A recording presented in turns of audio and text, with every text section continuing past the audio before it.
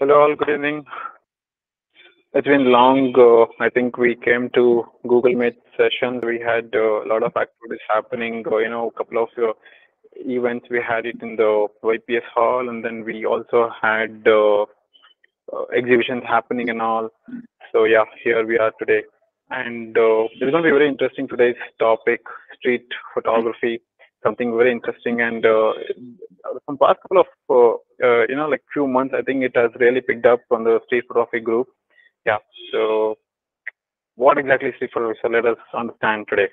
And basic information, and we would request everyone to maintain the basic etiquettes. And we have been waiting for this feature for a very long time. That is to record the Google Meet sessions, and finally Google has launched it in our region, and we are using it today. So the session is being recorded.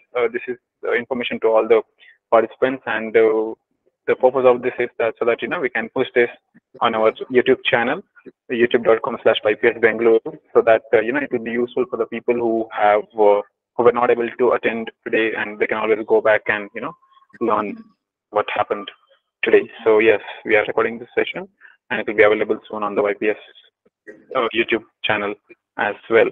So without further ado, let's begin. Good evening, all. This is Hadik Shah, General Secretary of YPS, and I hope you all doing good. I welcome on behalf of YPS, I welcome Mr. Srikanth from Hyderabad, and who's an excellent photographer who does a lot of street. He's also into design, so he comes from multiple backgrounds, and which all comes together. And here we are to talk about photography. So it'll be it's going to be a very interesting talk, because what happens when someone comes from a different background, so you get different perspectives. So what exactly is happening. So it's going to be interesting, and let me quickly introduce Mr. Srikanth for you all today. Srikanth Nippatala did his master's from Central University of Hyderabad. He teaches and works on graphic design, photography, printmaking, film and media in film schools and workshops. He's a certified fine art printmaker from Hannemühl, Germany, and an Adobe certified in visual design. He goes by Srikanth.Nippatala on Facebook and Instagram. So do check out his work. And here's a short intro about Mr. Srikanth. And before we begin with today's session, one announcement I wanted to make was that the International Salon, YPS International Salon 2023, is live, and the last date for submission is October 21st. So you can, after the session, you can head to salon.ypsbengaluru.in and start, uploading your best images. And one of the best features of YPS Salon is that the whole process is transparent. And another best thing is that you can always upload or replace your images till the end moment. So do not wait for the last date, October 21st, but then you can start uploading your best images in the sections, and you can always come back and change. So that's about the announcement, and we are coming up with few more events. So do keep an eye on the website. That's our first point of communication, and then we have mailers. You can subscribe to our mailers, and also we now have WhatsApp community, YPS News and YPS Info. So if you are a member or not a member, you can join our YPS WhatsApp community, so that you do not miss out any information about the events happening. And this will all be kept within the photography fraternity. I mean, everything, it's all about photography, and nothing else will be, shared. So do subscribe to that, and I will leave the details in the comment section in a while. And let's begin with today's session. Steve McCurry, visual storyteller by Srikanth Nippatala. Over to you, Srikanth. Thank you, Hadik.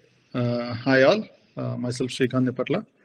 So as Hadik has introduced me, there are a few aspects of art and design which I do from a professional standpoint. So photography is one byproduct which I can tell. So initially I started with, as everybody does, started shooting landscapes and stuff. Then eventually, slowly died down. I was not visiting much to the mountains. So then got busy with work, and then I started slowly for a couple of years. I started studying what street photography / documentary, or however you put it, right? So essentially photography on those lines. So based on which I started doing, taking a look around the place what I live in, the geography I stay, and what I can interpret, right? So I think these pieces of interpretation across time and space is what my side of photography is all about. To the best of my knowledge, I have only one photography. So there are multiple genres in photography as people classify it, but I feel probably it's just photography. That's it. However you want to label it, brand it, probably that's not a photographer's job.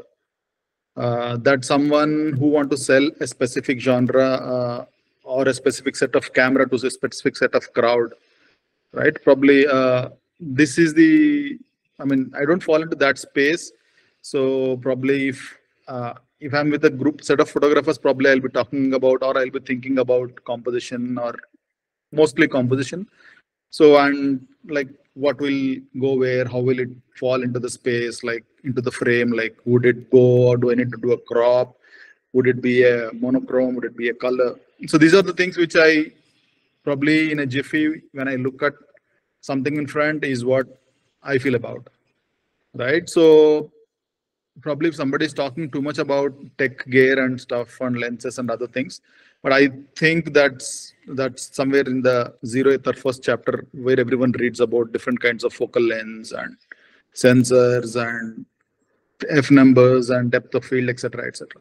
So once you get yourself acquainted with the gear what you have, so that eventually sets you like, okay, this is what you're going to get with this camera and this is what you're going to shoot, right? So based on it is what I feel probably 50 millimeter or whatever people talk about. So for me, it really doesn't matter. Probably I do edit my own pictures the way what I wanted to convey out of it. So essentially, everybody who's doing street or anything, essentially they will look something at what Magnum is doing, right? So all the iconic photographers, right, fall into this bracket of what we always talk about, Magnum. So when we say Magnum, like, so it would have been amazing probably if we were face to face. I would have asked few questions as being into the teaching side of it. So, but any which ways, probably you can park your questions all towards the end, which we might try and club towards the end of it. Just on a quick note, Hardik, how much time we have at hand? I think 7:30. So I think it's like 45 minutes, but we can set 10 minutes there. Yeah, if it gets interesting, yeah. Okay. Okay. Yeah, definitely till 7:30 I won't be talking. My throat will go dry, but yeah. So yeah, so that's a very good time frame. So so I don't want to categorize this as probably for the photographer or the budding photographer, the one who's very senior most into photography. So this is a compilation, I would say. Rather, we won't try to dissect pictures of Steve McCurry, but at the same time, what we'll try and do is we'll try to analyze a little bit of all aspects of aesthetics, psychology, and things like that. So this is the whole piece which we'll be connecting. So I'm sorry if somebody is looking at a specific, like I need 35 mil, I need 50 mil, 16:9. So this is not the bracket what I'm looking at. Stuff like this can be found across internet. Probably the reason why to present this being, I've seen a lot of stuff like that, but I really couldn't get to the crux of it, like why something is being represented this way. So why not it the other way? So when we showcase a picture to other, so most of us photographers, what we do is we try and impress the other photographer along with us. So we never try and go out to impress or make it a point what the non-photographer is thinking about. Probably if I'm trying to shoot, probably I'll try to impress the next photographer who's next to me. See how is this composition. He will tell me how to crop this. He will tell me what to adjust, sharpen, it will extend more like what lens you are using, what's the f number, blah blah blah. So essentially, I think that's to a point it's fine. So, but we're talking about too much about this content, like what sharpness is all about. I mean, sharpness for you is different for sharpness for what I have. Sharpness for Apple products is different from sharpness what Dell products have. So, if you like the picture, take a look at it, see it, comment it. That's it. I mean, and let's move forward.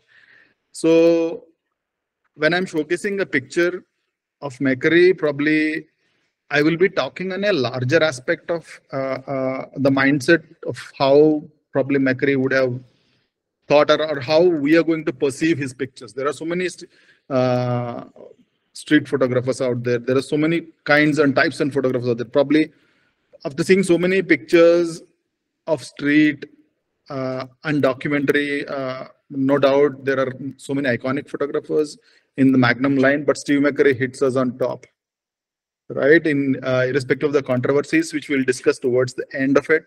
So, but what is the takeaway? Like how Steve McCurry is going to do it time and again, consistently churning out the best pictures, right? So, I mean, like, so just a psychological understanding and an aesthetical layout of what it is all about, how it's going to fix into the frame space. So maybe towards the end, we'll see technical aspects of what McCurry, what kind of camera he uses, like what kind of role he uses, what camera brand, I mean, the so-called people are swayed away with, he uses, and things like that. So probably to the left of me, I have kept one more screen where I have notes in it so that I don't get out of it or confuse you guys a lot. So yeah. So yeah. So okay. So here comes the guy. So yeah. So just to give, so probably this is like one way. I'm talking, so I generally don't like one-way talks. It's art, interpretation of art and music. In this space, it's about like it's two-way. Like, I mean, you express what you feel, I express what I feel, right? So I mean, this is what happens. So looking at Steve McCurry's picture, I always think that who's the photographer who has shot this pic. So I mean, he should definitely be really good. Definitely not someone like Yusuf Karsh, for sure. But yeah, I mean, like, so in between, I try and pick up few iconic names of photographers. Probably, if you really like, you can go back and check. I mean, they have set a precedence in the way the things are being perceived or looked at. So yeah. So I always think that, but like, what would be the light? How far would be the light? I mean, is it a studio setup or is it make look like a studio setup? I mean, all these things as a photographer, we need to get into the mind once we are technically acclaimed with the gear which we use, right? So to give a gist of it, probably McCurry studied cinematography a bit. So I think that's where the whole drop down from that larger frame to the still frame, moving frame to the still frame. So, but said and done on these pieces, that was one of the, I mean, that's how he started off. So yeah, I mean, he started traveling at the age of 19, probably, and at 29 he crosses the Afghan border, and rest all what we have known is history. I mean, like, so I mean, so how he gets into the Afghanistan border during that time, I mean, like, I mean, he was more than a soldier, not just a photographer, right? So, so and because he studied cinematography for some time, or understanding of the frame, what it is, and how he wants to do it, probably this has given him a more better understanding of what it is. And to give a heads up, all the Indian pieces what McCurry has worked on, let it be Rajasthan or whatever it is, Mumbai, or he has done so many pieces in India. So all are his freelance works. Those, I mean, nobody has paid for him for that, but that eventually kept him on the spot, right? Some consistency in churning out pictures. So there is definitely a formula which helped him in get consistently amazing pictures every other time, irrespective of the season, irrespective of the geography he stays in. And most of the people think that he is only a street photographer, but if you guys know a little bit of fashion and on the other side, there is something called a Pirelli calendar. So McCurry has done a Pirelli calendar as well. So we can say it as like two sides of the coin, but we always try to see only one side, and we are always interested about the criticization part. Okay, McCurry got into the news, for the wrong reasons, right? Every photographer, forget McCurry just because he is on the top line. We are looking at him. There are every other photographer who's there would have edited the piece the way it is aesthetically appealing to him, to his mindset, right? So probably if I go out and shoot street or whatever it is, so I have already started editing it, right? With my focal length, I'm seeing a specific area which is right in front of me. I'm trying to eliminate the things which I don't want to, right? So that means I have already done, and my editing process has started. Towards the end, what I do is the click, right? So probably you start with mental editing, then you frame it accordingly, and then you click. So eventually, this all boils down to one piece, like where the light is active, right? So it's about the association of the light, what your eyes, cones, whatever, which your brain responds back. So this piece, so how this piece is going to get connected with the rest of the whole works, what McCurry has done.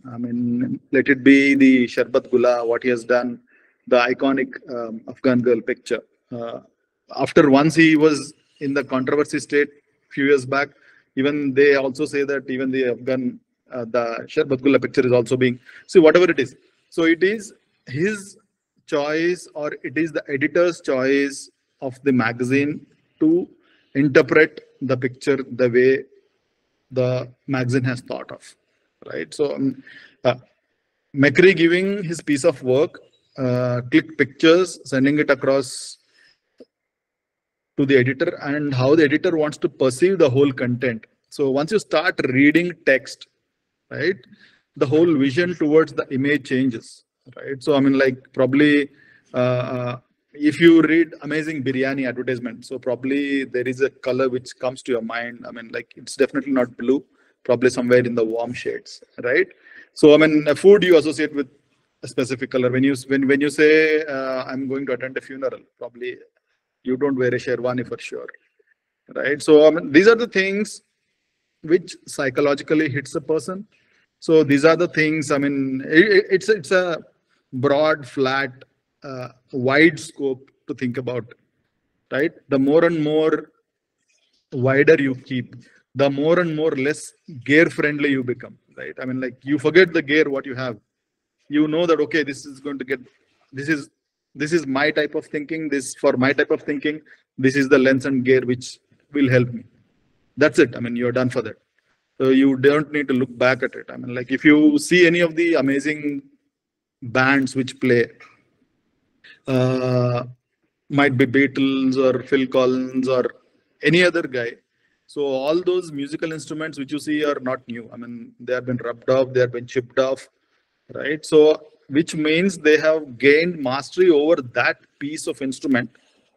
By playing it so many times, it has worn out so much, right? Probably it's like if you see a fresh sharp pencil, to look at it's very nice. Probably if you find a blunt pencil which is halfway through, then understand that somebody has really used it, right? So it's how you perceive some content with the context you have in mind. So the way McCurry looks at things is totally different, the same way how we look at the same thing.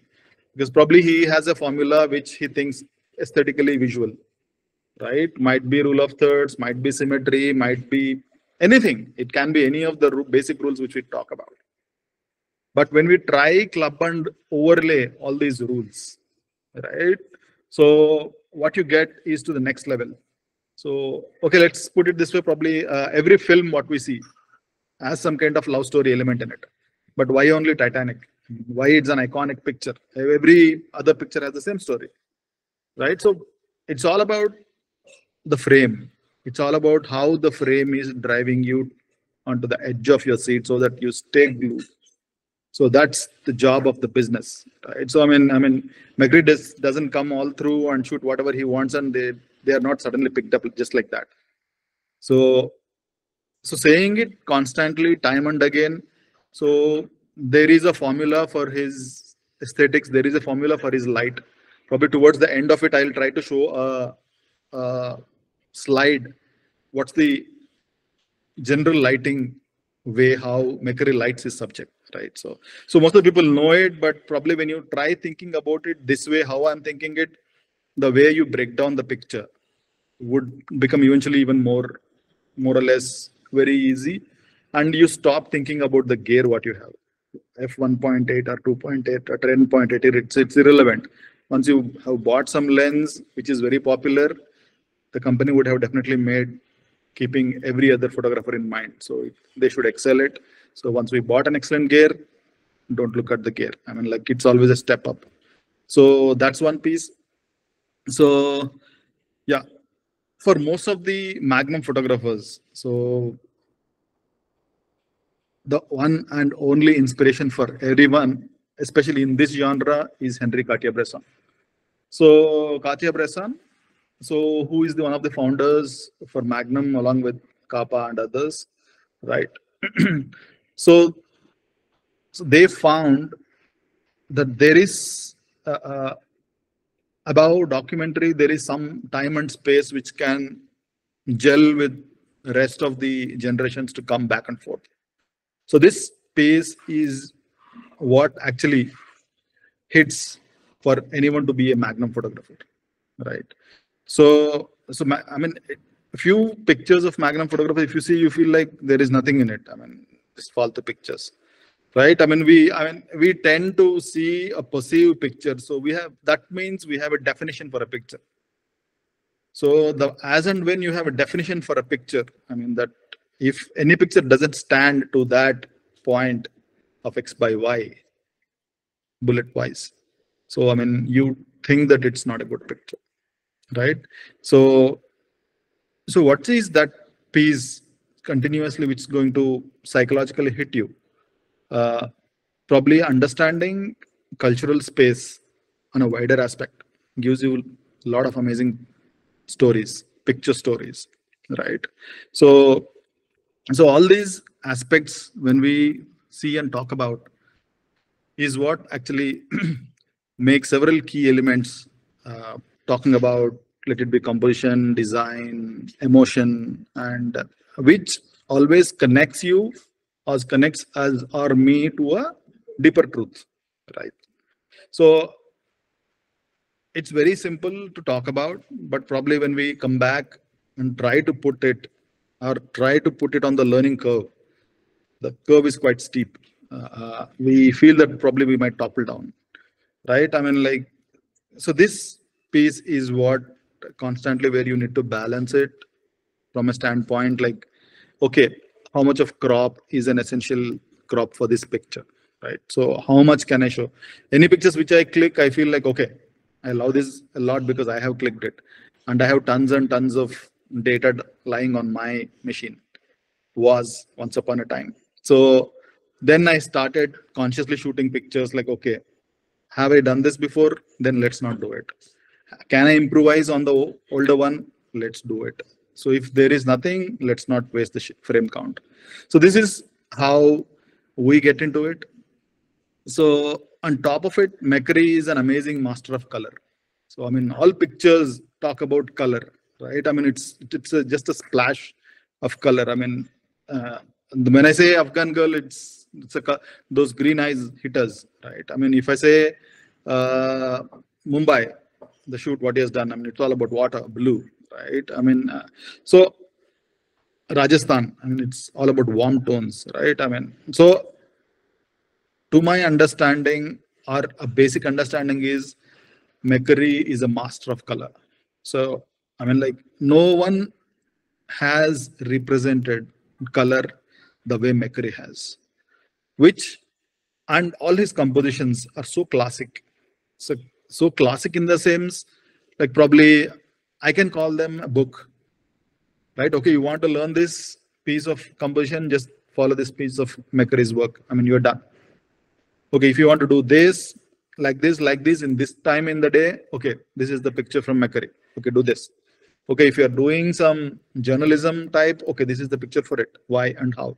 So this constant connect, what McCurry tries to maintain and connects all the dots, what he has, that's where he again proves that, I mean, anyone can rip this provided you have a formula for it, right? So yeah, all said and done, as long as we don't have the spark in ourselves, it's just impossible. It's not just art and science. Math might be possible because 1+1 throughout the world is 2. Probably in art, every time you need to prove that it's always wrong, right? So this piece is which connects us. Yeah, this is the picture which I was talking about. So when I say McCurry is a master of color, so the best thing what I would suggest for any street photographer would be like, for even any photographer or any artist, is to study, understand what color theory is all about, right? Color theory, if you are studying in college, it's like one full semester, right? It's like 6 months, you are just working on color throughout. So you start with primary colors, secondary colors, tertiary colors, right? So, I mean, you see this picture, you understand what I mean by color, right? I mean, if you have very basic minimum knowledge of what secondary color or contrast colors is, if secondary is new to you, probably everyone knows what contrast is. Probably if you're wearing blue jeans, probably a white shirt on it will look amazing rather than one more blue shirt on top. So your mind is simply compensating the color values, right? So, I mean, color has nothing to do with your brain. It's just some neural sensation across, right? I mean, if you plug off the color, you still see the same thing. It's black and white, which we call it grayscale, however you put it. So it's just some electron sensation which that color sends to your brain and which you feel like, wow. Bright orange, wow. So dark blue, oh, scary, wow. So this is the constant evolution of what a photographer needs to study, observe, and understand. So probably everybody loves the picture of Kingfisher. Everybody loves the picture of Kingfisher, right? I mean, it's like, I mean, because it's beautiful, right? So probably it's a cormorant. I mean, it's like, you feel it's very dull in color, right? Or you feel like you try to etch out the detail out of it for the only fact you're unable to satisfy your hunger for color, right? So when you try minusing these content and try to look at, right? So that is, so I mean, for a photographer who's studying fashion, I mean, who's the basics of fashion, which we start with face shapes, different types of face shapes. This is one amazing shot. For somebody who's studying ethnicity and race, this is an amazing picture. For somebody who's studying color, this is an amazing picture. For somebody who's studying light, this is an amazing picture. For somebody who's studying below poverty line, BPL, whatever it is, this is an amazing picture. So as and when your picture can be bracketed across genres, not photography genres, the genres, the outside genres, which I was saying. So the more and more it fills in, the more and more iconic the picture becomes, right? So it's not just that any picture you give me, I flip it into a black and white. Any picture you give it to me, I flip it into that. So as long as a picture is not going to bring a negative meaning to the subject in the shot, personally, I feel you're doing that type of editing which you do is irrelevant. Might be a crop. The crop itself is an edit, right? You put your picture, showcase it in a JPEG. JPEG is an edit, right? So JPEG is not raw. So raw has again limitations, right? So interpolation of pixel, how your camera is going to interpolate the same content, converting the light electrons onto your sensor, and then how your sensor is going to put it back onto the memory card, and how you're going to interpret on the screen, and how good the screen is. So there's a lot of mechanical stuff, electromechanical stuff. So minusing all that, as and when you can chip in a deeper thought into the person's view who's going to look at the picture, That's what makes you an amazing photographer. So bringing this piece to start, probably I was constantly talking about the wars which he has done. I mean, the type of war photography which he has done.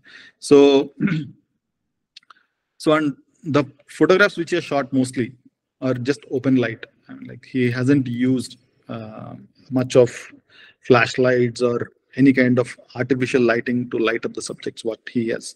So so probably if you don't find interesting light around the subject, but you still feel the subject is amazing, spin the subject around. I mean, let's see like what it is. What is that piece which has actually sparked your mind to take a photograph of it?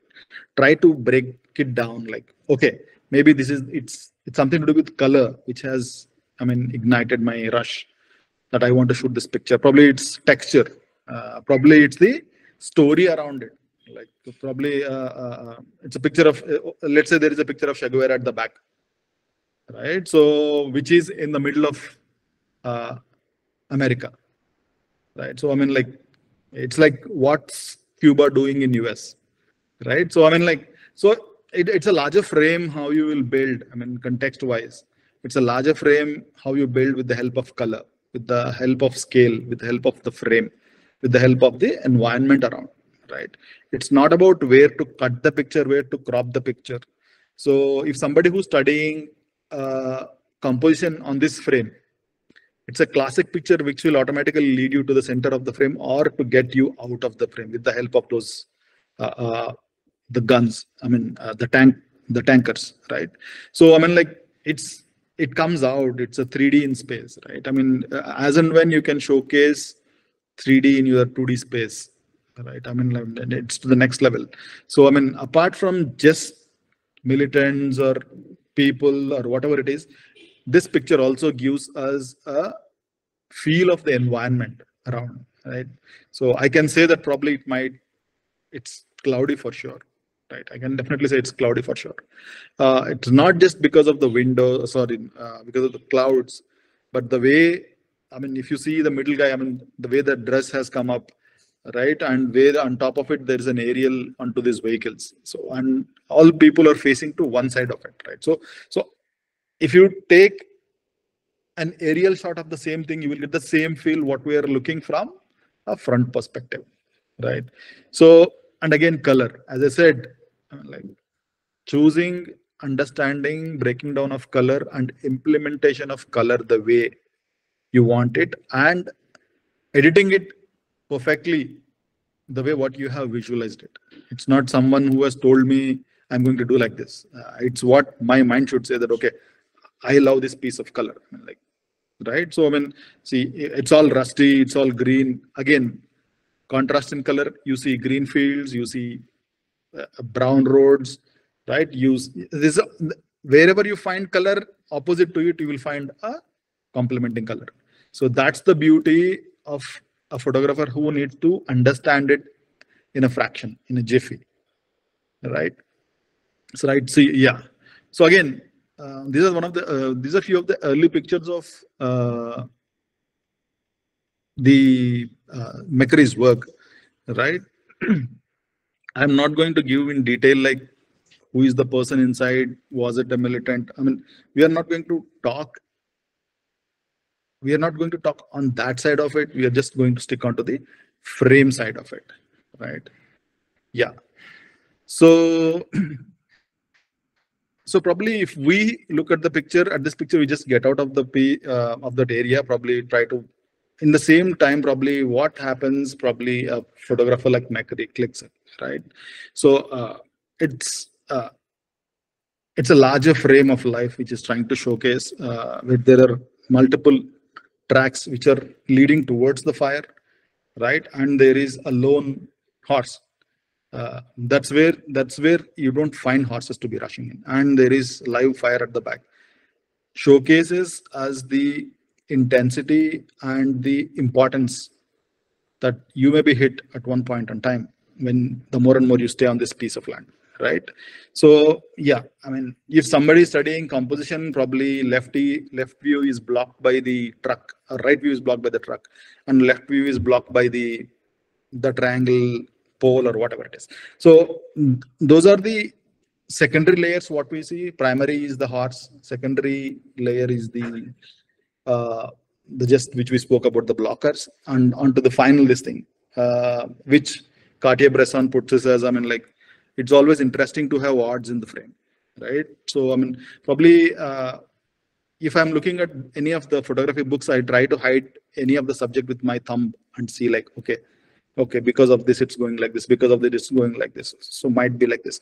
So probably if you try and cover on the screen, probably the flames what you see, so the feel what you get is totally different, right? So I mean, like, if you completely cover off all the flames, the way it looks is completely different. So bringing out the time and space of that piece of land and the association of the story what it is, right? That is what actually makes him one of the iconic photographers, and that's the takeaway from for us, I mean, for any of the budding photographers.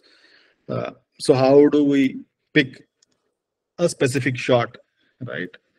So yeah, again, it's a simple rule of third. I can put it or however you want to put it. So this is, I mean, like, so it's showcasing energy in two forms, right? So I mean, it's dark on top, it's dark in the bottom. So there is light in the middle where the clouds are completely engulfing like the real clouds, but at the same time they are not real, right? So there is light at the bottom of the frame, there is light at the top of the frame. So I think so just to cut through it, so there is something called art and design for photographers, which photography school doesn't teach us, right?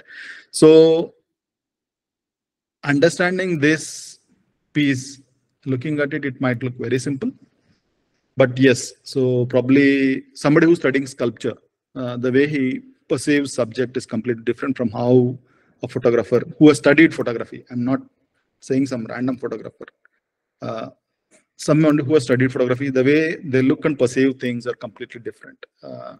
So it's like you really cannot make a mistake if you're sculpting something. I mean, if you have sculpted the wrong way, I mean, that's it. I mean, that's the end of the piece. So, but here you are lucky enough to reframe, recompose, crop, tilt, do whatever you want it, right? I mean, it's give the best expression. To give the best expression, what you have towards it is the whole piece, which it's trying to do us. Turn on the fan a bit. Yeah. I mean, like, just like the horse frame. So this is also, I mean, completely oiled. This bird is completely oiled. I mean, like, which we are talking about the Kuwait wars, which one of the wars which he has covered, right? So yeah,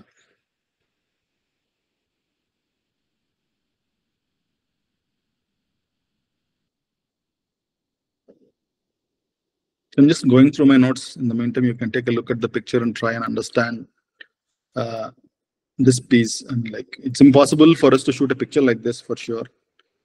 Uh, yeah. Yeah, you can see the title, like Kuwait 1991. So I mean, this picture conveys the whole story. I mean, I don't need to explain it. So that chart, body, whatever you find it. So probably if we are shooting such pictures, probably we try to crop it until where the hand is, probably the front thing where we see shallow depth of field, like a little blurred piece of another body, right? So I mean, here it is giving us a feel that yeah, it's not just that one body, there are multiple bodies around, right? So how we are going to convey the same piece, by adding depth of field or by cropping the picture or by showcasing whatever it is. So I mean, if you see the light in the picture, it's very strong and diagonal, right? I mean, just two fingers, I mean, those last two fingers, right? Two fingers help us understand the direction of light. So McCurry would have definitely waited for this picture and they shot it. So, and beautiful grace, right? I mean, okay, maybe I should not use the word beautiful, because from a understanding point of view, like, I mean, it's a complete color picture, but it doesn't look like colored one, right? So those inherently add diagonals in our mind, those lines. I don't know how many people have, how many people are like movie buffs or watch a lot of K drama. So if there was mic back and forth, I would have definitely asked how many people. I would have taken a quick voting.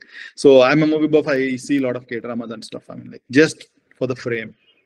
I don't know Korean or I don't understand anything, but just for the frame, like. So what? How K dramas are popular worldwide? So what is that piece which connects everyone across, who, as they say, language is no barrier. So is the frame, right? So how and why they can make consistently same frame, beautiful frames time and again. So as and when we don't understand how light plays a key important aspect, as a photographer, we are unfit. It's that simple. I mean, irrespective of the gear you have, amazing, beautiful, wonderful gear. If we fail to understand the essence of photography being light and the play of light, right? So we are dead. There's no point to, there are no two ways for it. I mean, like, you can just, we can call it a wrap.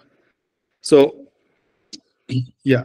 So again, diagonals which we don't find, but we can still see the position of the gun that's firing the bullets and the way the bullets are going, and the anchoring piece on top of it, like the rule of thirds which cut the sky and to the rest of the ground, right?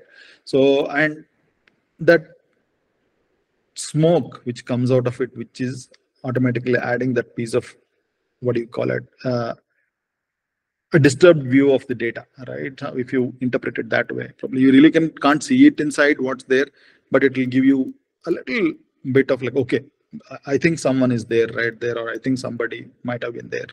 There are two people who are talking at the back, but we always focus at the gun that's pumping out the shells, right? So this constant endeavor to understand, interpret art in the way we shoot our pictures will automatically, those are the people who are automatically going to shoot the best pictures.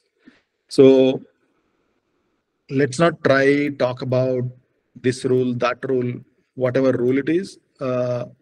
Towards the end, all rules are to be broken if you really want to make out your frame, right? So, and at the same time, there is no point if you're trying to reinvent the wheel. So try and find the midway where you feel it real. I mean, might be you are a Tarantino, right? You might be Robert Capa, right? Sven Nykvist. So all these people have spent their lives shaping light, right? So, so understanding light as much as possible, if you want to be in this space of visual feast, will help you more and more, the more and more you understand about light, right? Yeah. So yeah, might be the same uh, frame which we have seen vertically. The fingers might be the same frame which is shot from the other side. Might be the same person with the same. Probably he might have used his knee as for a depth of field, shallow depth of field. We just don't know. I mean, like, so it's just been an abandoned shot, right? So imagine somebody who's going there all through the terrain, taking these pictures and showcasing to the rest of the world what has happened. Definitely it's his point of view. We really don't know. Probably, I mean, somebody who's sitting there psychologically, somebody who's living in that area, they might have a different picture altogether, right?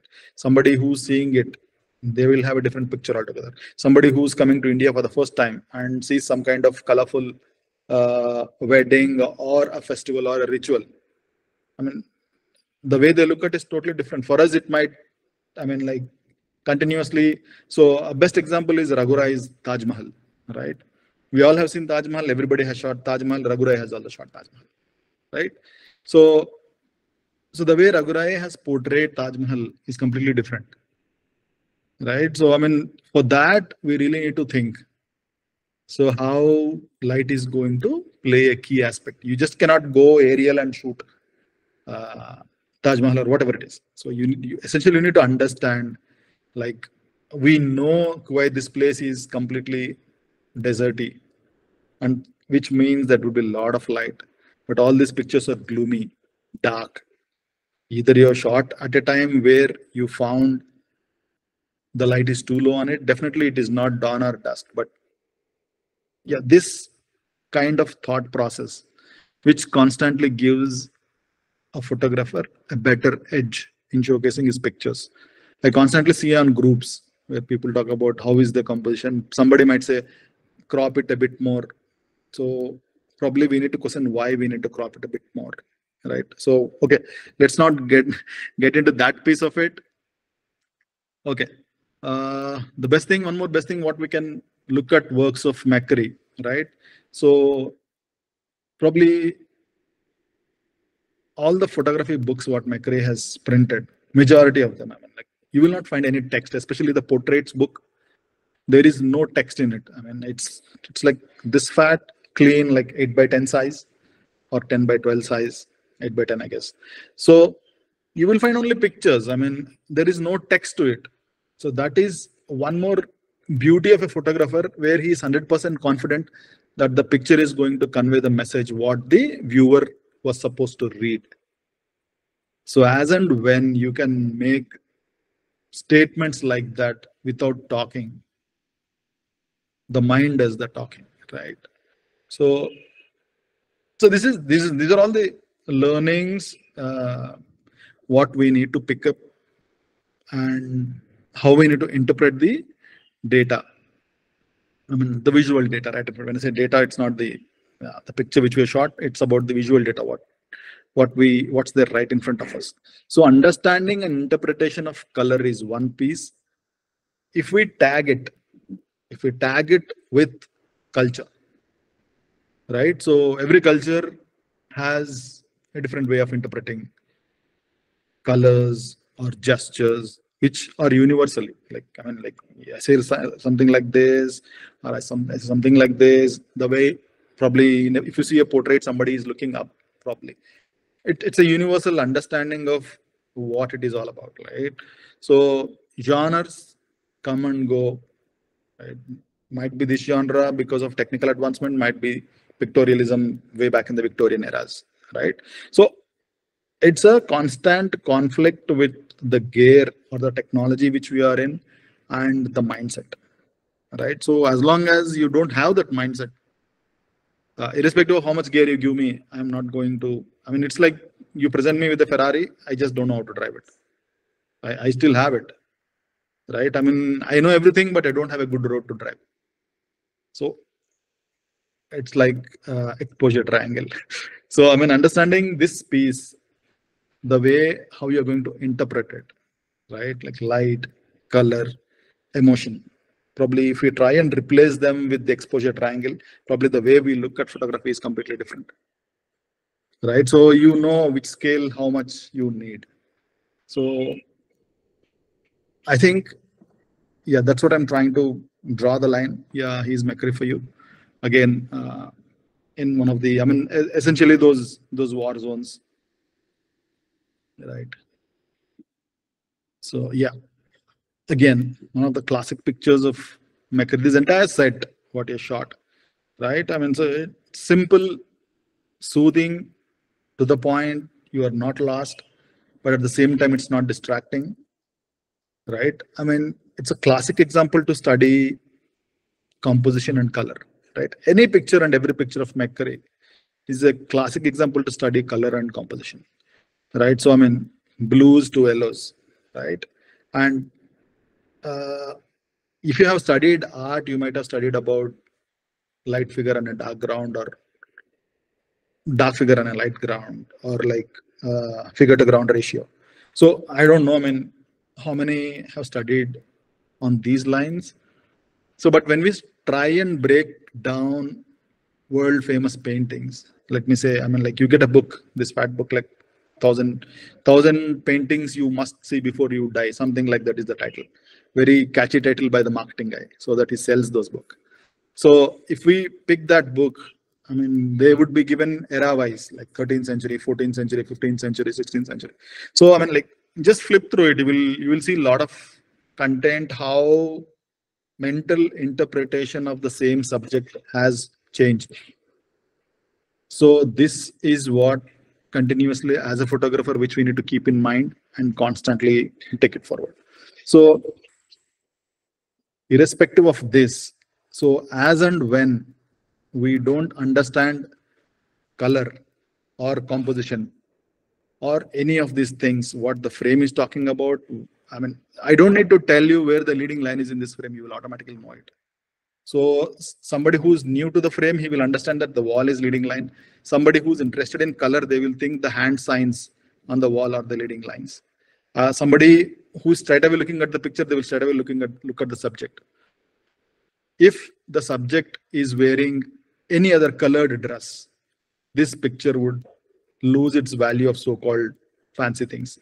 So it's like warm, cool, pastel, neutral.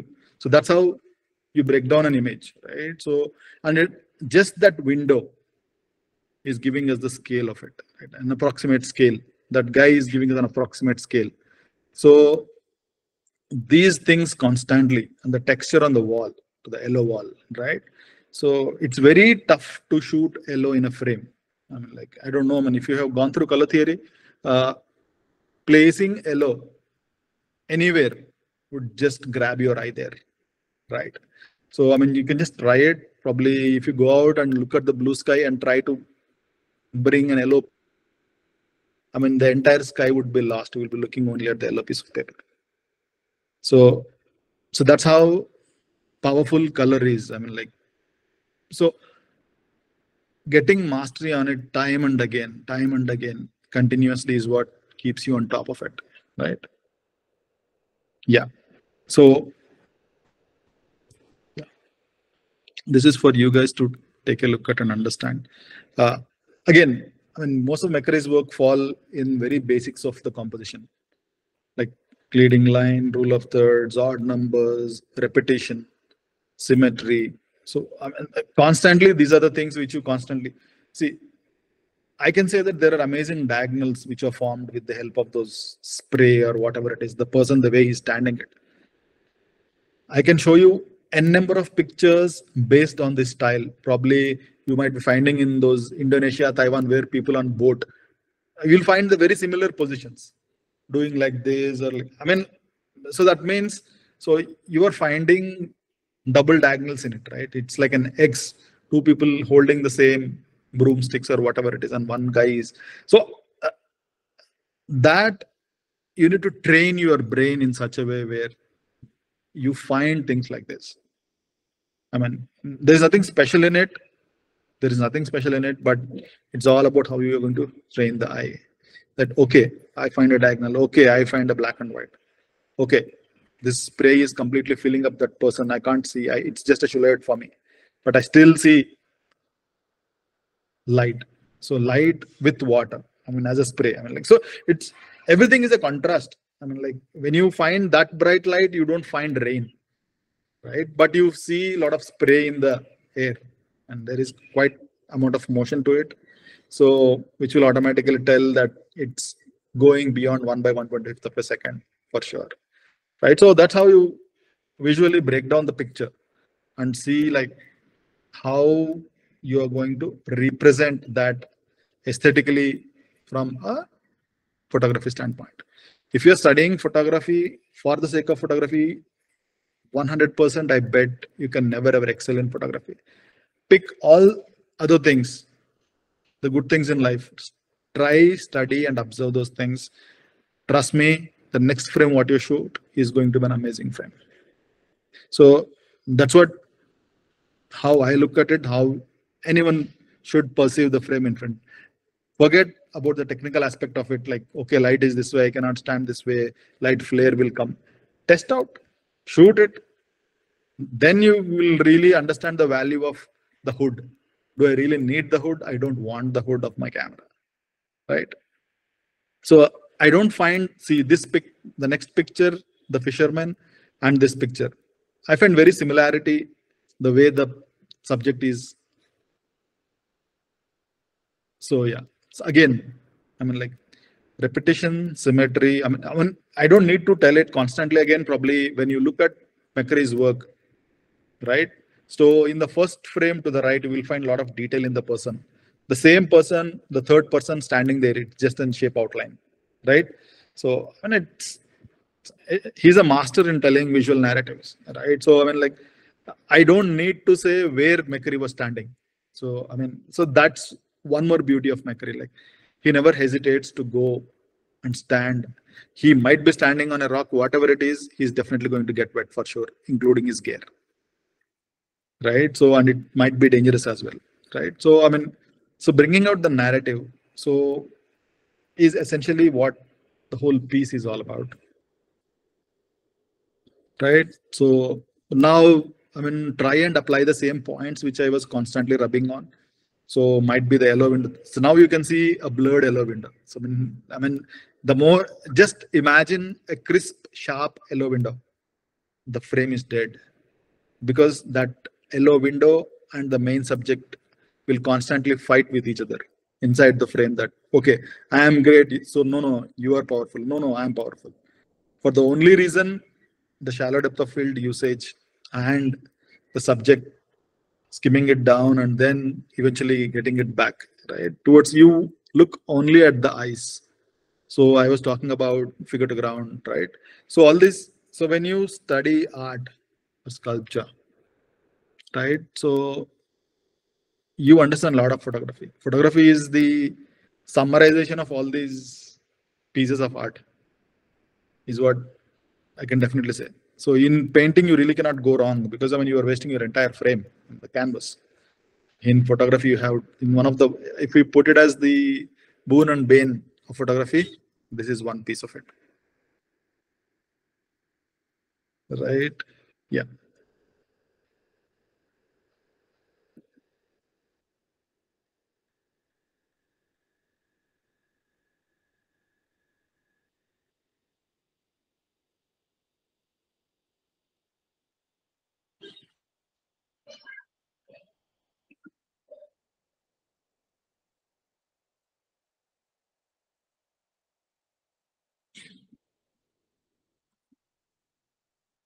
I'll sip some coffee. Yeah. Please enjoy the pictures. Yeah. It's a classic frame.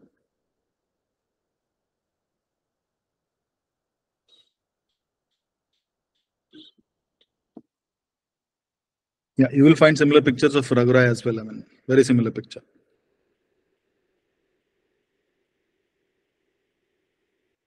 See the narrative inside. Like you find a dollar, sorry, what do you call it? A locket inside, and you find one more image inside. So McCurry continuously uses a lot of subframes, frame inside a frame, however you put it, like so these blocks mentally give us some balance, right? So I think the best thing to study would be like so interpretation of art from a Western point of view, interpretation of the same art from an Eastern point of view, right? Geographically, the way you look at content and how content is being represented, how lifestyle is being represented, right? So it's the same human beings all through, right? How geography or culture or topography impacts the thought process of the same piece of food what we are looking at, right? So probably, so the caveman what he has drawn, or I feel they're very aesthetically looking. Like though they are, we can call it as stick figures, or it looks like something like stick figures which are not, but yeah. So that's a big leap in understanding, like, so what's the basic thing which we need? So this picture, if you see, let me pull it back. So you will find a few of the animals in the rock paintings or cave paintings, something similar like this. There is no detail, but there is an outline of it, right? Okay. Let me get back. Yeah. So yeah, this picture reminds me of one more iconic photographer, Sebastião Salgado. So I mean, if you haven't been through Salgado's work, don't claim as a photographer, or at least no street, please. So yeah, uh, you need to watch few iconics. Probably in the early expansion of US, like uh, Stieglitz, Steichen, Strand, so Paul Strand, right? So these are the photographers who have set benchmarks, right? Like Smith, Eugene Smith. So constantly, I mean, pictures like these miners, right? There is a lot of industrial revolution that goes on that has which the past has seen, right? So how that has impacted the life of a person. So the best thing, if you are a movie lover, interpretation of the same shot can be seen in movies of Akira Kurosawa. How Kurosawa represents wind on screen. So this is a windy shot. For me, it's a windy shot. It's not about the worker. I've seen thousands of workers like that. So I would have shot few workers on my industrial trips, tour trips, right? So, but this is about wind. This is a windy shot. For me, it's a windy shot. That's how I represent it. So probably definitely he would have definitely turned on the light and told him to just flip the light a little towards that side. So the wind is going. So again, direction of the light is a diagonal, right? So you just don't know how McCurry plays with your thoughts. I mean, like you can't, you by the time you understand it, he's on to the next picture, right? I mean, the eyes are the same eyes which you have seen. See, right, staring through the lens. But if you talk any photographer, they will ask it, don't look into the camera, look somewhere else, right? So understanding what needs to be showcased, when they need to be showed off. So right, this interpretation and understanding of what it is, right? So I mean, I can show it's going this way. I can show the light is this way. So probably let's give a name to this way. Is this way is something which is cutting through very diagonal and which is cutting the frame through half, right? So I mean, you're actually breaking the picture into two pieces. I mean, like, first piece, second piece, third piece. I mean, like you're done. The way the hand comes in, it's a diagonal. I can say, I mean, breaking of the picture. The way the light is showcasing, it's a diagonal. I can say, I mean, it's cut through is the wind, right? So I mean, rest of you can put anyone there. Probably you can put this guy also. I mean, it's the same thing, right? So again, anything which defies gravity, right? So anything which defies gravity is so shots like this you will see in a lot of movies. We call in the movie we call it as the shoulder shot, where I take the help of the immediate subject shoulder and try to showcase it through what it is. So which gives a feel that the subject is looking at it. It's not the photographer, right? So without knowing it, you feel comfortable looking at it, right? So you will find a lot of again color, again diagonal, right? So I mean, like it's constantly defying gravity, right? I mean, like okay, wow. I mean, like, yes, there is something which stops you for a second. Like, did he really do it? Is it a graphic? So and the scale of the picture, like how it's leading you into the side, right? So these are the things which we need to learn from any and every top photographer, not just McCurry. We are talking about McCurry's work. We are looking at McCurry's work, right? Probably you take Robert Capa, you take Richard Avedon, you take Ansel Adams, you take Cartier-Bresson, you take Lanting, you take Erwitt, you take Paul Smith, you take Andrea Gorski, you take Robert Mapplethorpe, right? Mario Testino, who does a lot of fashion. So always there is this piece of ambiguity associated with some kind of certainty. So that's where you draw the line, right? So you feel no, it's not possible. Might be possible. So somewhere drawing it is what you can call it as the decisive moment from a photographer standpoint. So what is the decisive moment for you as a photographer? You need to think and decide on these lines. The beauty of this, I can tell you till now, all the content which we spoke, we never ever spoke about camera or lens or tripod or VR lens or whatever it is. So, but we are looking at photographs. continuously, and we are just trying to understand time and again like what it is all about, right? Yeah. So this is again a classic frame which is always in motion. Something is always in motion, set in motion, right? So this constantly gives us that yes, it's moving. So half of the picture is just simply a reflection of the above. There's nothing beyond it, right? Yeah. So again, as I said, gravity. So just it will definitely not going to fall, but the angle which he has chosen is going to give us that, oh wow. So we can automatically understand with the size, the way it's been perceived and showcased, that yes, it's too huge. And again, I don't need to talk about color. You can see blue to yellow and red to blue and red to yellow and dark, right? And yeah. Does this remind you of the what's the band? Uh, okay, this is iconic shot of that band. Okay, Abbey Street, whichever they call it. I mean, four musicians walking on the road with the signals at post. So I mean, like, yeah, showcasing movement from direction, like right to left, left to right, top to bottom, bottom to top, pan from the right, and right from the top. So all these things has a meaning in it, right? So so that's how we write, that's how we read, that's how we interpret. So that's how we showcase light in the shots, right? So either depending on the geography where you live in, that's where you start writing, either to the right or either to the left. If you are not from either to the right or left, probably you will be writing from top to bottom. So I mean, most of the times we will just talk from the Arab world where we say, I mean, they write from left to right, but there are text scriptures which is written from top to bottom. Taking up the Chinese, Japanese, and stuff, right? The way they interpret text, typography is completely different. Yeah, again, he's McCurry for you.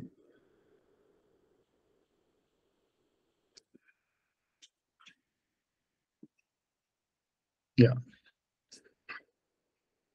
black and white with a star, right? That's how I look at it. I mean, you might look with the subject. Yeah, see the diagonal. This is again an iconic picture, just shot in Mumbai. Again, color theory, bit of blue, dash of red, and the frostedness what the rain has created, right? That adds up to the story and the frame in frame, right? The subframe which I'm saying, and beautifully cut 3/3 of the frame and 1/3 of the glass. Wow. So natural light shot. It's all about texture, scale, repetition. Right, again, yeah, again, I mean, like, I don't need to talk about it. I mean, we cannot light up whole scene like this, but yeah, just need to understand what light is all about.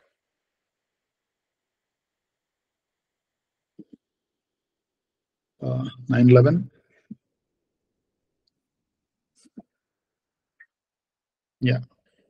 So this is, you will not find much of a difference between the way it's been framed. If you try and compare with Sharbat Gula, the very first picture of the Afghan girl, and uh, the subject in this photograph, right? Probably the way, I mean, he stands and the way he stands are totally different, but essentially the framing. See, what is that you want to showcase in the picture? So probably if he is made to stand like Sharbat Gula, or he takes a picture in that angle, the face, the glasses, and those broken one of the glass gone. I mean, this, you won't get this piece of the story. Probably if we think little deeper, right, we can also say that maybe that person has lost his eye. You just don't know. You just don't know. So that's the fine line what McCurry leaves you to think about, right? The other glass is 100% not clean. It might be broken or whatever it is. The clothing tells the lifestyle of that person, right? And you can see the atmosphere at the back again. It's finely, neatly layered. Yeah. Again, color. No wonder master of color. Just just a dash of red. Just a dash of red. Yeah. Curiosity. So again, this is a straight shot, but the subject is not looking into the camera.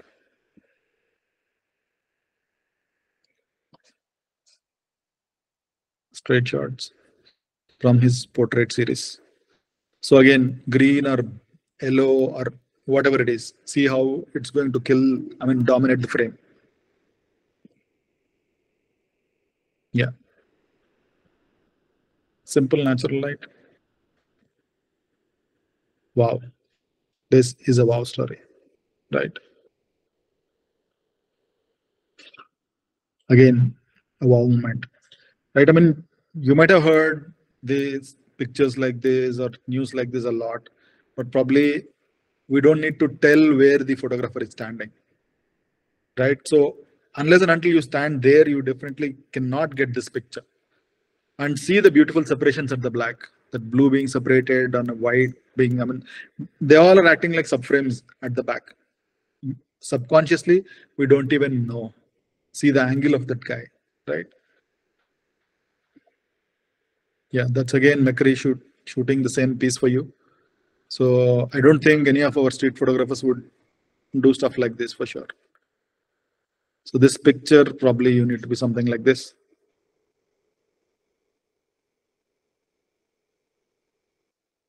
Yeah,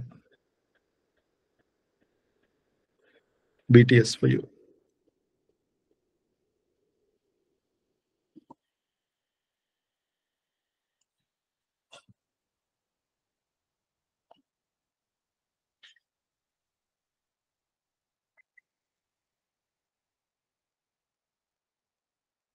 Gain color.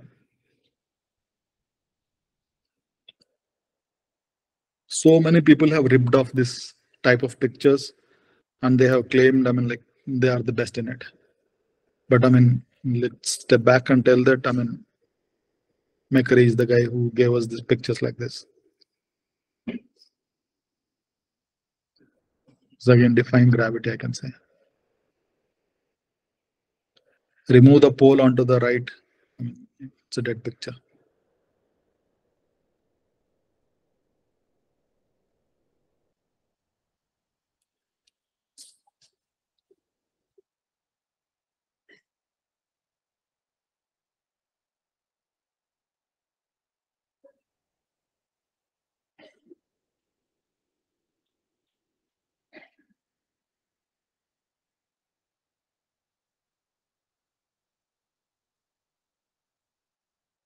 So as a photographer, everyone should see, I mean, keeping the subject aside, I mean, you find that windows in any other picture of McCurry, like you will find one more window, you will find loads of diagonals, you will find loads of circles, right? I mean, you find a lot of repetitions continuously happening, right?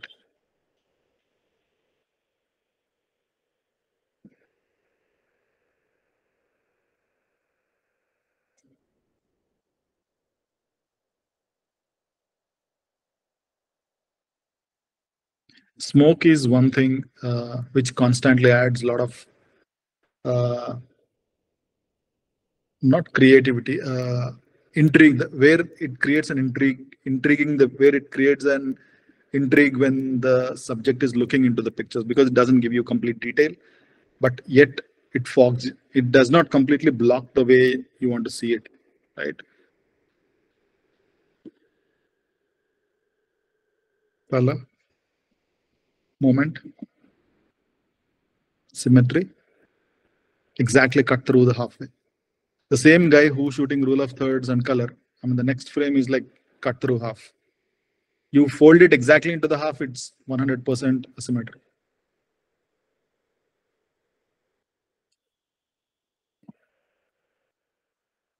Light, leading line. I don't need to tell where all the people are leading us to.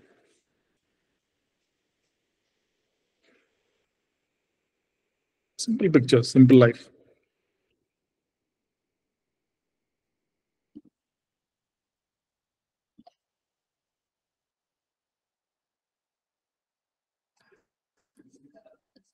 So it's definitely not standing on equal line with them. He's on higher ground.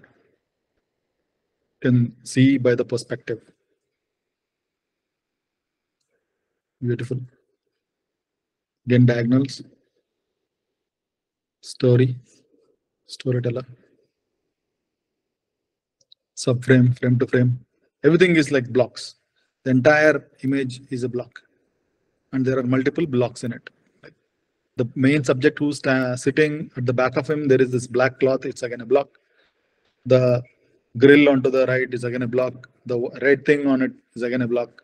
Right? Frames on top of it are again blocks. Right? I mean, it's just like squares and rectangles, squares and rectangles. Right? Again, color,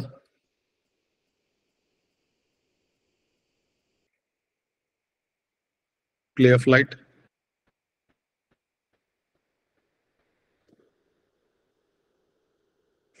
Yeah, this is one of the iconic pictures which we all might have seen a number of times.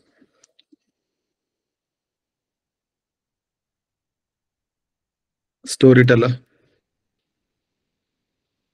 Now don't ask me about diagonals and the anchoring points and color. You will automatically see all of them. Line, figure, form, shape.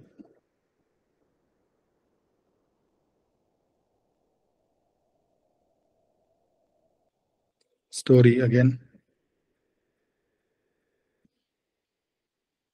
Storyteller. This is Rajasthan. Storyteller.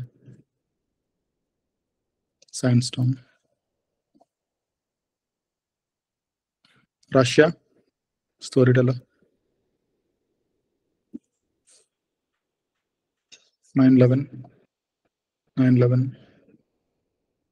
Again, where he has done the last project of the last role of Kodachrome. Right? So again, it's a storyteller. Same Sharbat Gula picture. Same shot. Those same green, blue eyes or green eyes or however people call it. The same story. Right? I mean, like,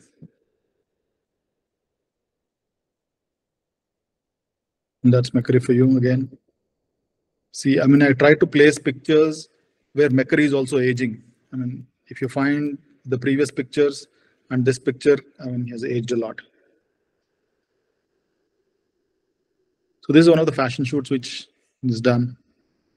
We know McCurry from only what do you say, street or slash war slash photography or photojournalism from standpoint, but yeah, he's a big guy.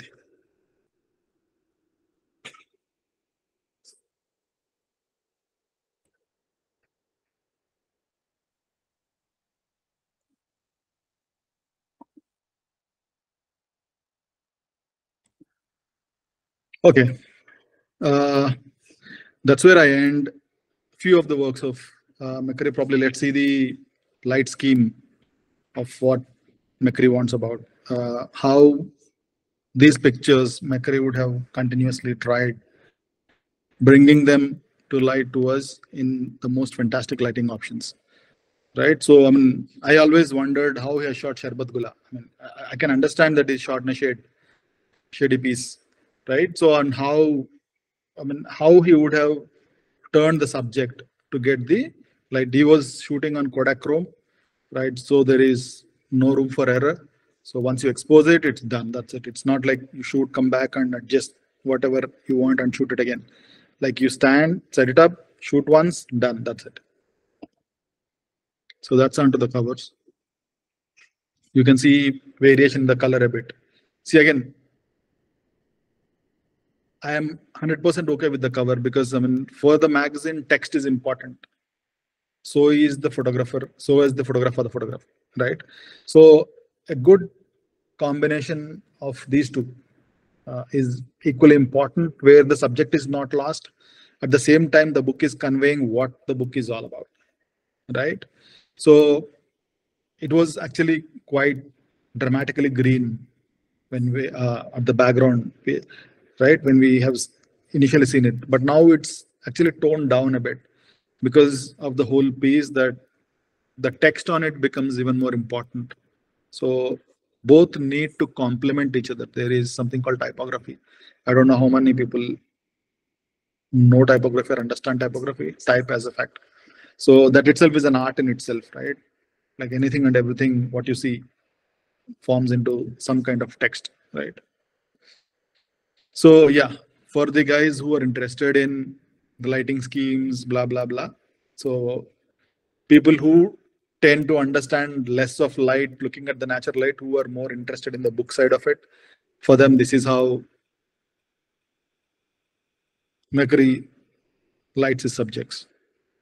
So essentially, he always tries and plays off the bounce of light, and he tries to use uh, anything which naturally blocks the light or leaks the light, right? So direct light is hitting it, so he's trying to stop it, kind of blocking translucent types, and then he's trying to use the same bounced off light towards the subject, right?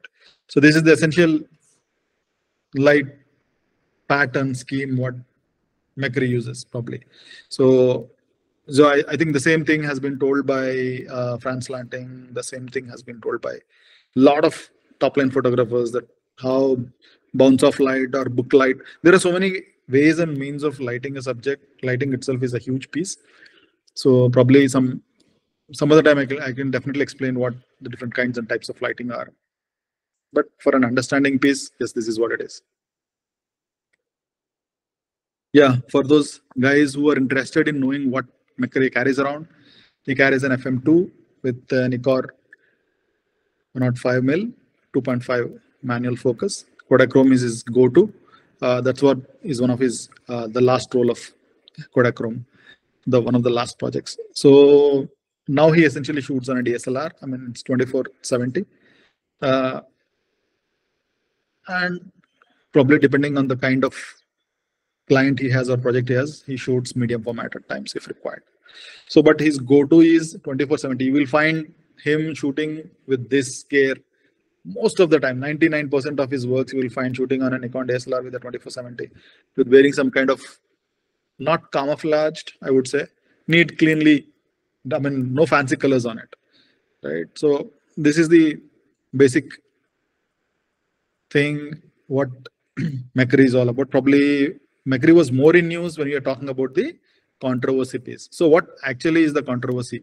So this is the picture which has made or hit the headlines. Like if you observe it, let me pull it a bit closer. Yeah.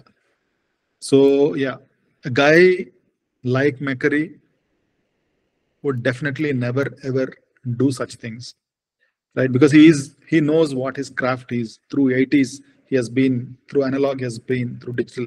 So definitely he don't have time to sit, edit the pictures and showcase it for the exhibition.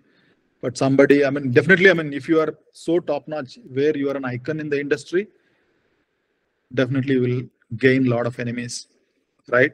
So who has done it? So the controversy goes around that manager who was, where she's, by the time she has already sold a few of the pictures of McCurry to some other agencies, is what so I mean, we don't know. I mean, it's what, that's what has been heard. But definitely for a picture like this, an iconic photographer like that doing this mistake, it doesn't make any sense to me at all, at least for me. But yes, because it's been printed, this is being seen, right? So which is there, and it doesn't add any aesthetical value also. Let's talk in terms of like, uh, is that an important element of the picture? No, absolutely no. It is definitely a mistake. Even at times when editing pictures, I do a lot of Adobe Photoshop to edit my pictures. I'm a Adobe certified professional. So at times there might be some lags in the machine, or where we overlook a couple of commands, because most of the time I use keyboard shortcuts. So I tend to press on a couple of other keys. So I mean, not every time, at times it happens. At times it happens. Probably you want to get up, or you want to move somewhere, or something is there on your mind. So it does happen, but probably this hasn't gone through QA. It got printed, and or it might be intentionally printed, right? So definitely this is a McCurry frame. If you see the pathway reading from the left of the frame, the pavement, it's coming all through and it's getting into the car. So I mean the aluminum metal frame where the car is actually getting into in line with the uh, what do you call it, the pavement and everything. I mean, it's just one line cutting diagonally through it, right? So wherever there is a pillar or post is being separated as a subframe, right? And there is a person next to it. So there are multiple frames, multiple angles, multiple perspectives to see the picture. And beautiful color, again, play of color like blue to yellow, yellow to red, and lovely architecture and light to dark. And there is a subject and frame in frame. There's a hell. This is no doubt. This is a McCurry picture, McCurry frame for sure. But yes, to do this picture, to edit it and keep it, definitely McCurry doesn't have time for it. And probably some of his team members or whoever it is who needed something else or who's been backstabbed. I don't know. I mean, like, so yes, mistake was made, and just because it's a McCurry show, the mistake has been, I mean, blown beyond proportions, right? And from day one, McCurry was continuously telling the fact that he is a visual storyteller, right? So most of the top line photographers in the world, they claim they are visual storytellers. They never say they are photographers. They convey the message through edit or however it is, but they convey that piece. They call it as visual storytelling, right? So when I say Steve McCurry, visual storyteller, so essentially, see now when you're talking about gear, now even computer makes a lot of edit, makes even more brings in even more or makes it even more important. See how the subframe is being divided. When you're talking about subframes, the arches and coming down the same line, the same way, subframes of the car, right? So I mean, like, it's a beautifully crafted shot. I mean, like, looks very simple, but 1,000 times if we go and shoot, we cannot shoot it. It's that simple. Circle to circle, line to line, diagonal to diagonal, right? So this is the shot which has brought the controversy. So, and on top of it, more than controversy, I would say it's a technical error. Yeah, as a photographer, I love every other photographer's work, but this is a clear technical error. I mean, there is no room for to say that, okay, he was cheating all through. No, definitely no. So because we have seen how he has worked in 80s. So at least in the initial years, there was no Photoshop at all. I mean, it's all analog. I mean, how come? Come on, it's impossible. So, but yes, there are always guys who are against. I mean, an icon like McCurry will definitely have. So yeah, people talk about color. I mean, like, yes, I mean, National Geographic is all about text and image. I mean, he just cannot, National Geographic cannot show only image. I mean, people are trying to showcase that this was the original image, this was how the color was edited. Said and done, it's been muted a bit. I mean, the essence of conveying the shot has not gone. The same shot, same feeling. I mean, like, as long as you stay same to it, it really doesn't matter. So yeah, that's the king and controversy, which I was saying. So this is not required. I mean, it's from a timeline from for his books and other things. I think I'm done with presenting McCurry to you from a basic standpoint to technical standpoint to understanding light, understanding color, understanding composition, right? So this is what it is. This is how you need to perceive photography. Not looking at what McCurry's work is all about, but understanding color, understanding composition, understanding scale, understanding how much we are editing mentally before we use the crop tool, how much mental crop we are using. So is that crop going to help us? How far? Like, so is it a classic? Is it a photojournalistic? Is it a landscape? What is that you are trying to showcase in the frame? Is it staged? Everybody says McCurry's pictures are staged. So what?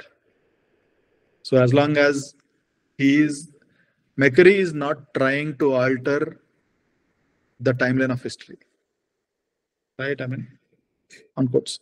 So he never said I'm a photojournalist. This is what it is, right? So again, it's a bigger ball to throw and talk about and think about. So probably the best thing I feel any photographer who is talking about his work on these lines rather than talking about uh, what gear it is all about, what lens is it all about, what's the resolution. I can talk whole lot of technical stuff which makes no sense from aesthetical standpoint, right? Now, if I use this older lens on the newer Z bodies, so I can ask that what is the resolution power of the lens with respect to the resolution power of the sensor, right? So I mean, we are not scientists or techie guys to think and explain and bifurcate it. So, I mean, it's aesthetically how is it looking? That's it. Hold the piece there, right?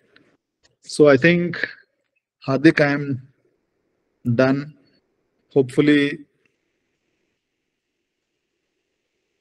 That's really wonderful, and I think that's very important to understand that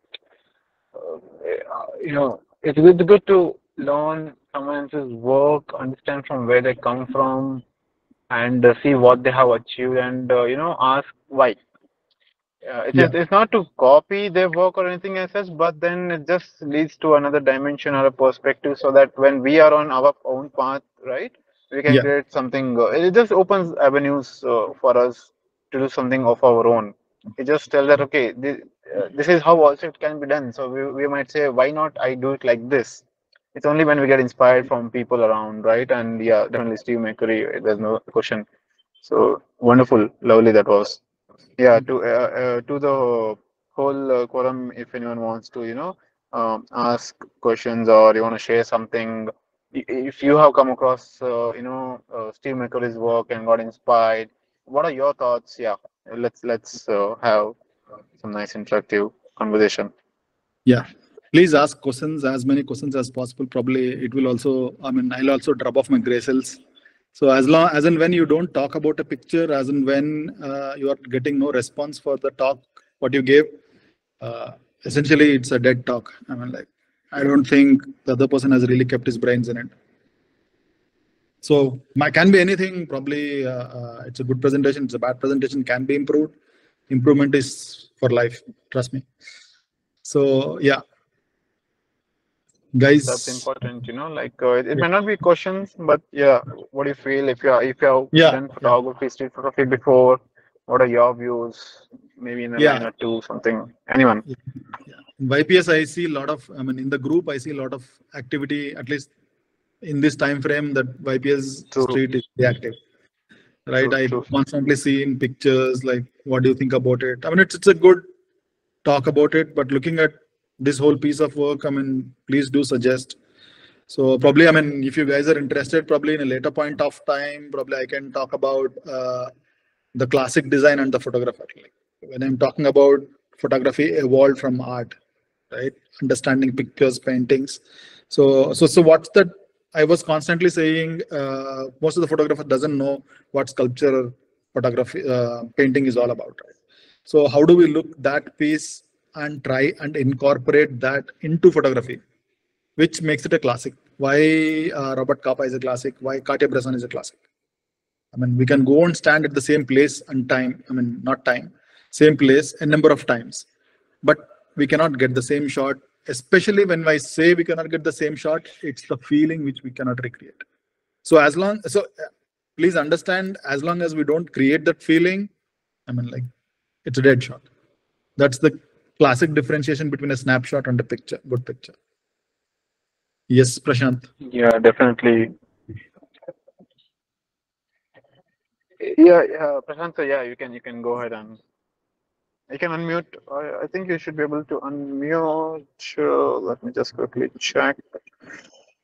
Mm, yeah, turn on the microphone. Okay, can you try Yeah, unmuting now? Okay, yeah, perfect, yeah. awesome. Okay. Thank you, Srikanth. It was wonderful presentation. Even I'm a fan of McCurry. There is curry in his name, right? That's why most probably that's why he's attracted to Asian countries. I feel. Okay. I follow his many talks and all. I'm just curious to know, because you have gone through his literature work and all. Okay. I think his shooting style is always to that particular person's eye level. This is what I have noticed. I may be wrong in one of few of his photographs, maybe to the ground level. Means perspective, change of perspective of a subject is Yeah. very hardly seen. Even Correct. if you see photographing a child or the children photograph and all, to Mhm. from his eye level, he's taking pictures. Correct. I would like to know if you got any inclination, or have you found out that why he does this particularly? That looks good. That looks fascinated, or some curiosity is maintained. But Okay. while photographing a child, he takes it from above. Most of his photographs. Okay. Just I would like to know that one. And he doesn't use much of the other techniques like using motion blur and all. I have not seen. Yeah. He must have used those things. Okay. In this, anyhow, he was using digital photograph like DSLRs and all. He was using. Mhm. I want to know why he has not used all those things. Thanks. It was a nice presentation. Huh? Yeah. Yeah. The clarity was fantastic, and thanks, YPS. Even Hardik, it was a wonderful presentation. It was no hitches and all. Thanks a lot. Okay. Yeah. Yeah.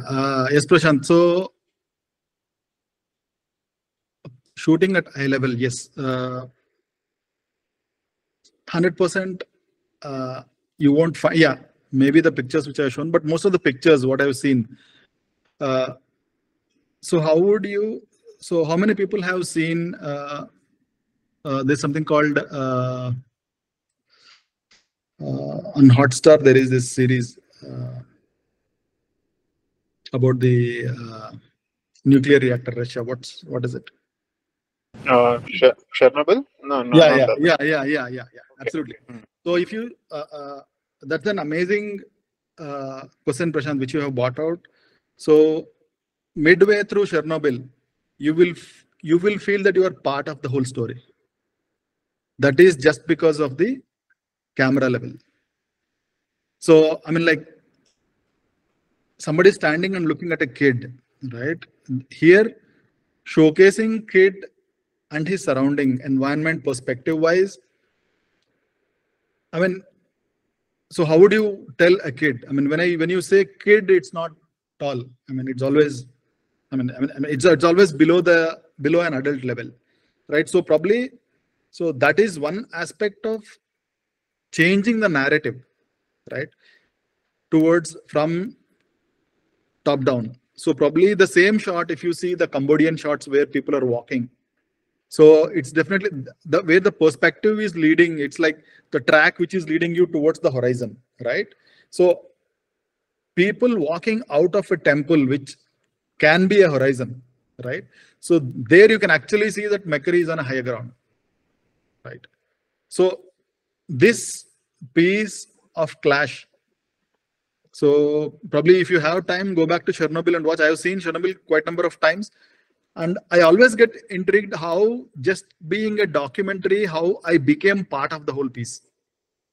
I mean, I don't feel like I also feel I got into the TV, right? So I mean, like I'm seeing what people others are seeing and feeling at the place for the only fact the way the lensing, I mean, the way that kind of lenses is which is being used and the way the camera perspective is being shown, right?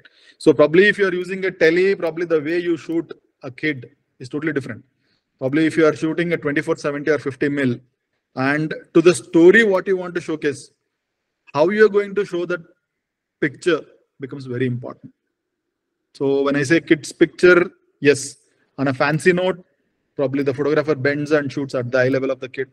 Probably when I say kid, from a photojournalistic or perspective of what we are seeing, probably yes, it's a top down.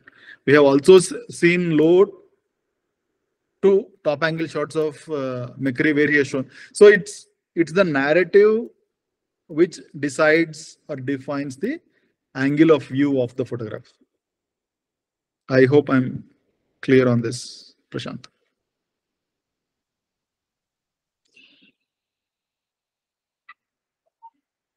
Yeah. Hello, sir. Yes, sir. Yes, sir. Uh, In the olden days, we were just depending on the sunlight for photography. Then came the flash, magnesium bulbs and everything. And then these artificial flashlights and everything came. And nowadays, there is no place for flash in the camera. So that stage we have reached. So what type of, what place you give for the flash in your photography? So on a personal note, on a personal note, you can mute the. Yeah. So on a personal note, I am a natural light lover. So I really don't think about carrying a flash around.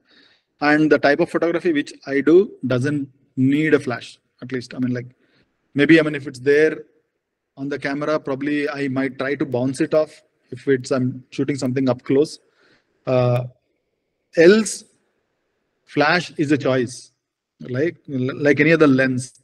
In flashes, there are multiple kinds and types of flashes. For macro, you have a different kind of flash. For shooting people, you have a different. For if you take flash from Pro Photo, it's a different kind of flash that they have built it. So essentially, we cannot fight against the main source of light, but we can add some kind of drama to the existing piece. So if you take light in those lines, right? So adding drama to the existing piece. So you wanted to showcase this piece of information, probably you can throw some light there. But if you don't have light, if you still need to shoot, yes, right? So, and it's a very important piece. The missing piece that you have connected is cameras with no flash. So understanding the dynamic range of the sensor, right? So our human eye has a dynamic range, right? So we can see at specific light. So we would have studied this in our schoolings, right? So I mean, like when you go into a theater, the way your mind and my eye represents that light information data in front of you. So it varies.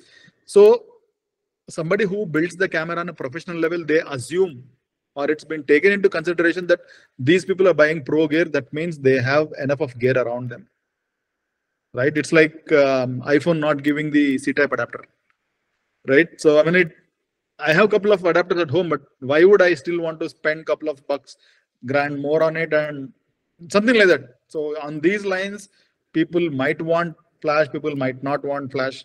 So especially when you grow up on the pro gear, on the camera lineup, you generally tend to find only the shoe on it, right? So you will not find a flash, or at least in few previously professional cameras, there is something called pop-up flash. Now you will not, there is no flash at all. Implies the fact that much of few stops of light can be edited in the in the technology itself. Else, we can edit it. If we want, maybe we have an option to attach the flash on top of it.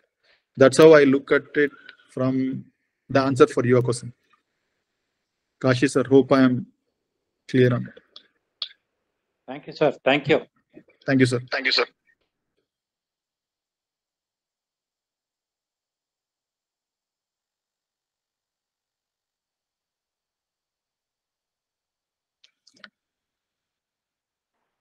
Hello. Guys, any other questions, suggestions? Yeah. Hello. Hi, sir. Hi, love the presentation. Thank you. I just wanted to ask your opinion on, so what if Steve McCurry, of course, we know him for his eye for visual design, whether you take it as ground relationship or as use of color theory or diagonals. So apart from it, if he didn't have the eye for visual design, and say if he was just a person who was known for his taking risks and being a person who risks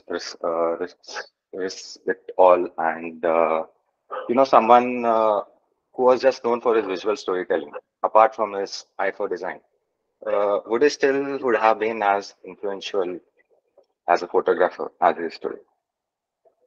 So definitely no, because none of his pictures there is any text.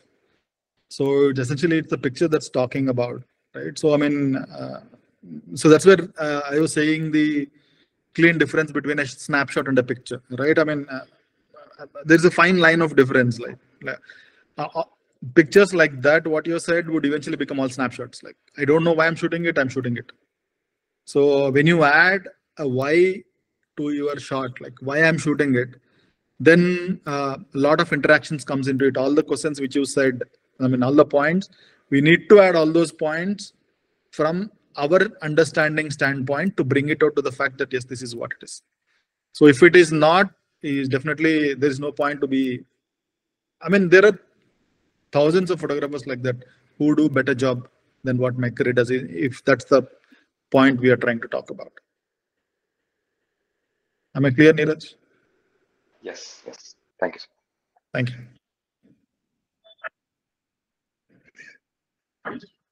Ms. Rajnikant, I think.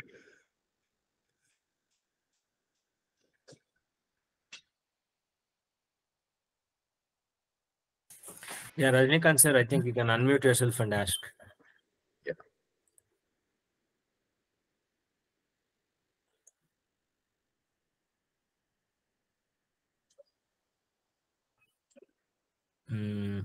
I don't think he's able to. Okay. Let me check if there's any questions on the chat, Srikanth sir. Yes, sir. Not sure if this is already answered. Would it be possible to show some of your works here? On this presentation, no. Probably, I'm not much of an Instagrammer, I should say. But yes, I mean, few of the pictures I have posted, and probably when we meet, probably I can show a lot. Actually, I have tons of pictures. Okay. Yeah. I think that answers that question. And Yeah. I don't see any other. Sir, I had a question. Yeah. Hi, sir. Hi, It was a Nishat. great presentation. It felt like we were back in the classroom. Yeah.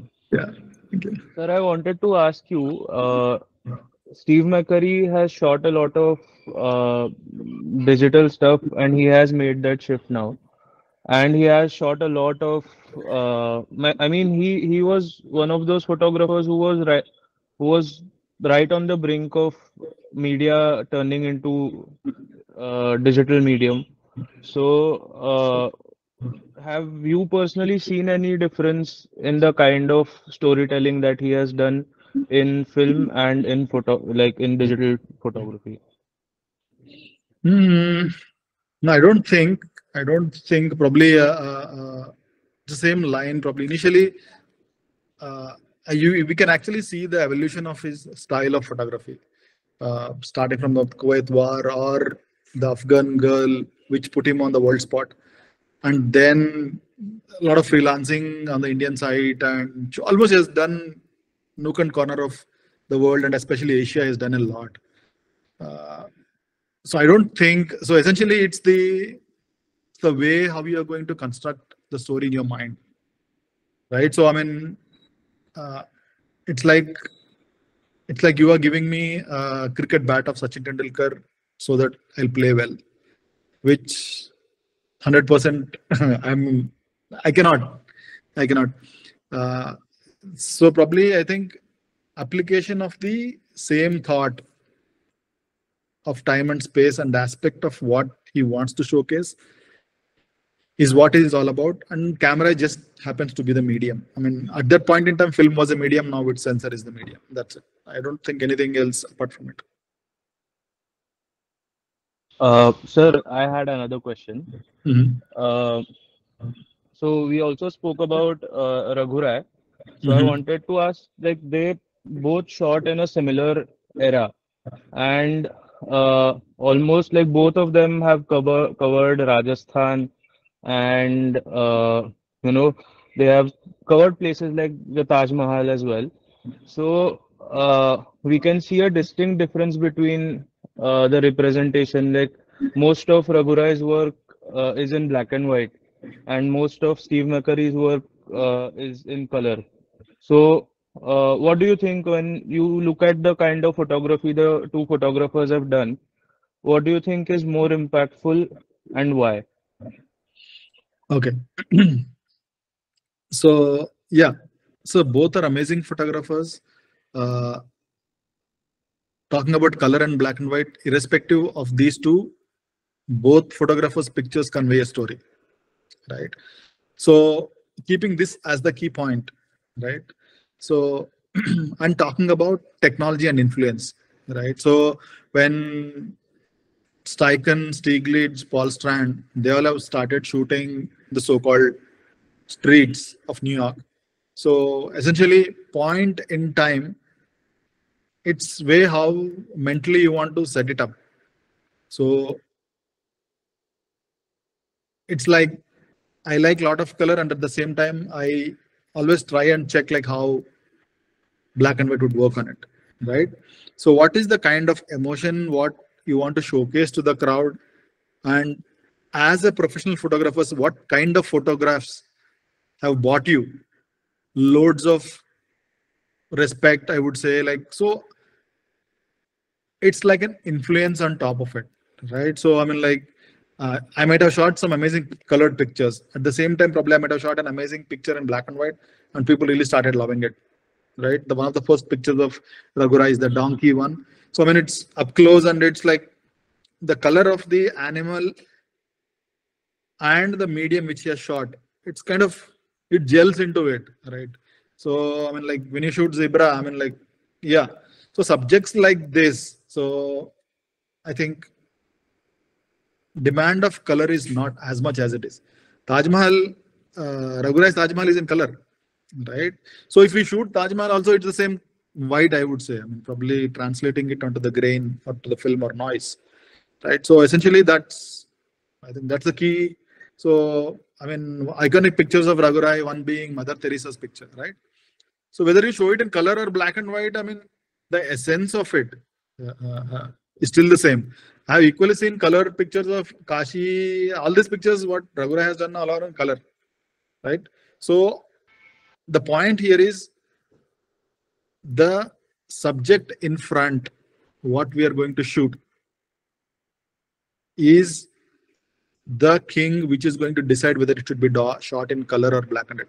Maybe the classic current example, the Visarjan, right? So I mean, it's all about in color, right? I mean, it's all color. There is, you will not find that what you want to showcase from a photogenetic standpoint if you're showing it in black and white, right, Nishad?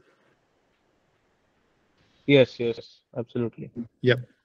Thank you so much, sir. Thank you. Yeah. I think, yeah. Yeah, looks like any more questions, guys? Come on, in case else, I think Hardik, you can take over.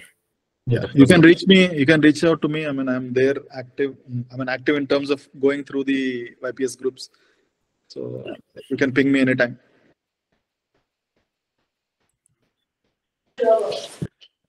Perfect. Good. It was a good evening, understanding the works of Steve McCurry. And I think what you should do is, tomorrow is Sunday. Pick up your camera, mobile phones, or whatever you're comfortable with. Maybe without a camera, go out there and start framing. Visualize. That's gonna be fun. So if anyone's doing that, do post on your social media, tag Srikanth, YPS Bengaluru, and post on the street group as well. And to all the non-members also, do post, tag us, and we'll be more than happy to reshare. And it's wonderful. And I think we should do more of these kind of sessions where we talk about someone's work. Maybe you can break it up into talking about someone's work for half an hour and then reviewing someone's images. Kind of we can have multiple segments. So let's do that more. And I think it was really nice. So let's shoot and let's share. That is very, very important to share, because it's only when we share we understand where we are and what we can improve. It's all about going forward always. #forward always. Right. So thank you once again on behalf of YPS. Thank you, Srikanth, for your time and efforts. We really appreciate.